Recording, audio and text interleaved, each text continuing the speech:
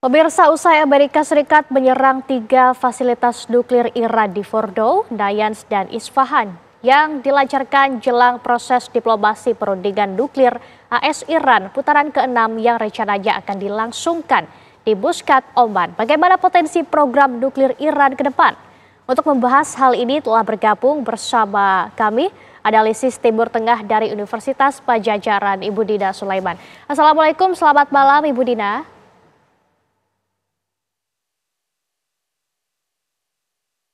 Selamat malam Ibu Dina, Assalamualaikum.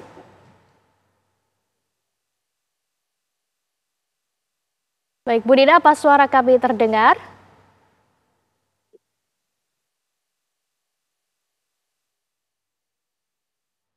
Baik, pemirsa, nantinya kita akan melanjutkan kembali dialog kami bersama Ibu Dina Sulaiman, analisis Timur Tengah dari Universitas Padjadjaran. Sementara itu kita ke informasi berikutnya pemirsa. Parlemen Iran sempat mendorong untuk menutup Selat Hormuz yang dijuluki jantung minyak dunia. Jika benar-benar terjadi, sumber energi dan ekonomi dunia akan terguncang karena 1/5 pasokan minyak global melintasi selat ini setiap hari.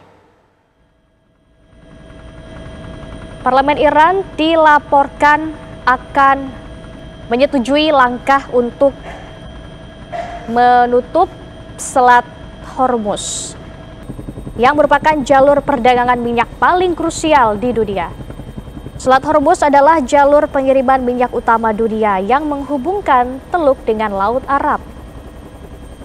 Penutupan ini dinilai dapat mengguncang pasar energi dan memicu gejolak ekonomi dunia. Perundingan masih menunggu persetujuan Dewan Keamanan Nasional tertinggi Iran yang diketuai langsung oleh pemimpin tertinggi Ayatullah Ali Khamenei. Ketegangan meningkat pasca serangan udara Amerika ke fasilitas nuklir Iran dan balasan rudal Iran ke pangkalan AS di Qatar. Langkah tersebut dinilai dapat memicu konflik langsung dengan armada kelima Angkatan Laut AS yang berpangkal di Bahrain dan memantau keamanan di Teluk. Citra satelit terbaru menunjukkan lalu lintas kapal tanker di Selat Hormuz masih berjalan normal. Namun, situasi di kawasan masih diliputi ketegangan.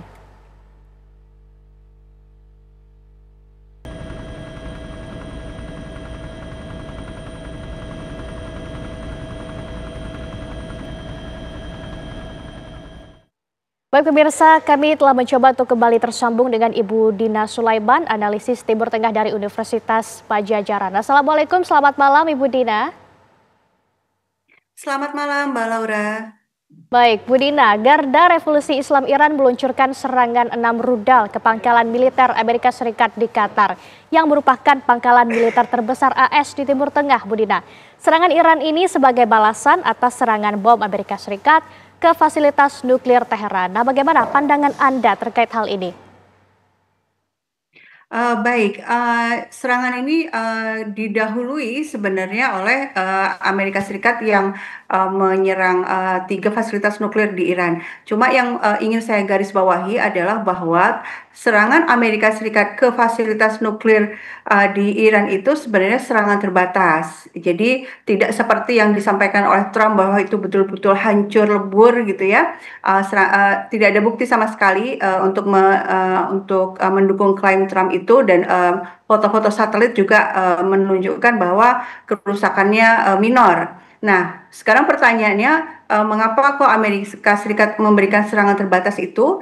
Menurut saya ya karena memang Amerika mengkhawatirkan adanya serangan balasan dari Iran dalam skala yang besar. Dan kemudian kita lihat serangan balasan dari Iran juga ternyata terbatas juga, jadi tidak melakukan serangan all out ya.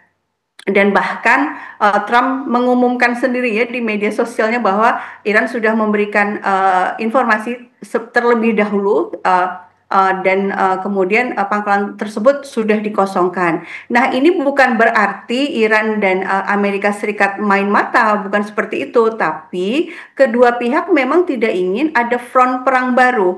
Amerika Serikat tidak ingin berperang melawan Iran sebenarnya, dan Iran juga sedang fokus melawan Israel. Kalau harus menambah front dengan berperang besar-besaran melawan Amerika Serikat tentu akan menyulitkan. Sehingga yang terjadi kemudian kita lihat Trump itu berkali-kali ya sejak serangan pertama pun juga sudah mengatakan ayo kita kembali berdamai gitu, dan ketika Iran menyerang Amerika Serikat justru Trump juga yang menyatakan ini waktunya untuk damai, dan saya harap Israel juga melakukan hal tersebut. Itu yang ditulis oleh Trump, dan kemudian secara sepihak Trump menyatakan bahwa Israel dan Iran itu sudah melakukan gencatan senjata. Nah, tapi kan ini klaim dari Trump, sementara di lapangan itu tidak terjadi.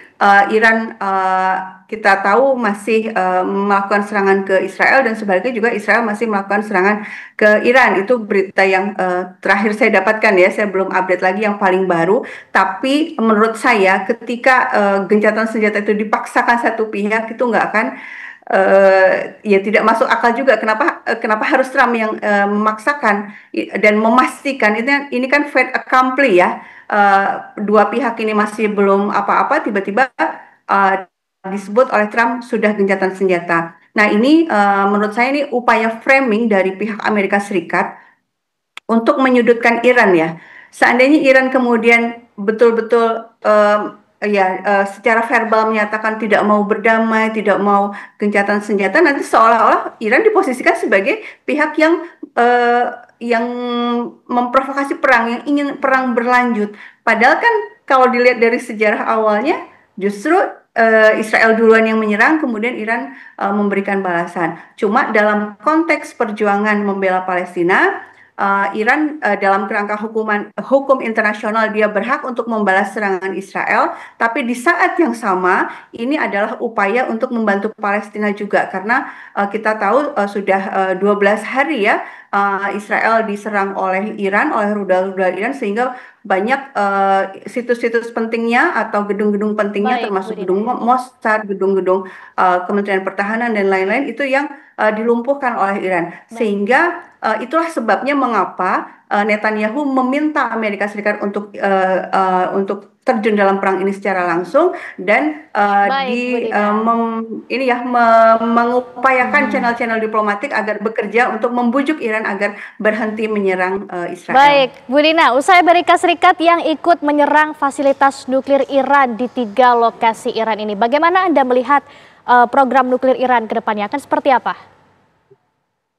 Nah, ini satu hal yang banyak pihak gitu ya sulit untuk menerima bahwa sebenarnya Iran tidak secara ideologis Iran itu memang tidak ingin membuat senjata nuklir, karena ideologi yang dipegang oleh Iran yang menjadi dasar negaranya, nilai yang menjadi dasar negaranya itu memang menolak adanya peperangan yang menggunakan senjata nuklir. Maksud saya begini, dalam Islam itu ada doktrin perang yang betul-betul jelas bahwa tidak boleh membunuh secara sembarangan. Sementara bom nuklir kalau dipakai itu korbannya itu semuanya jadi korban, baik itu manusia dan manusia tidak pandang bulu, kemudian hewan, tumbuhan semuanya hancur.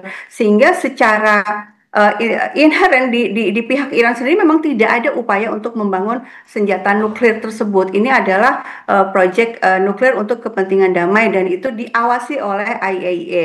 Nah, ini juga yang dipertahankan oleh Iran.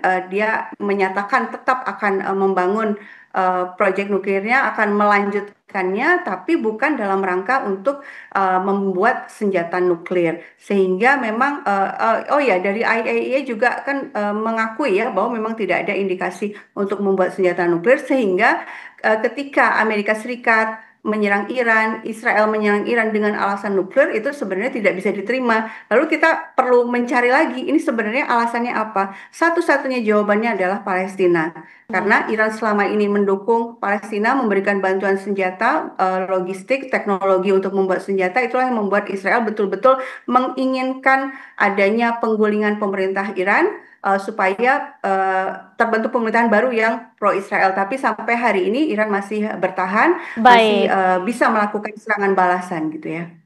Baik, tentunya harapan kita masih sama. Semoga negara-negara ini benar-benar menemukan jalan perdamaian. Terima kasih Bu Dina Sulaiman telah bergabung bersama kami di Kabar Utama Malam. Selamat malam, selamat beraktivitas kembali. Assalamualaikum.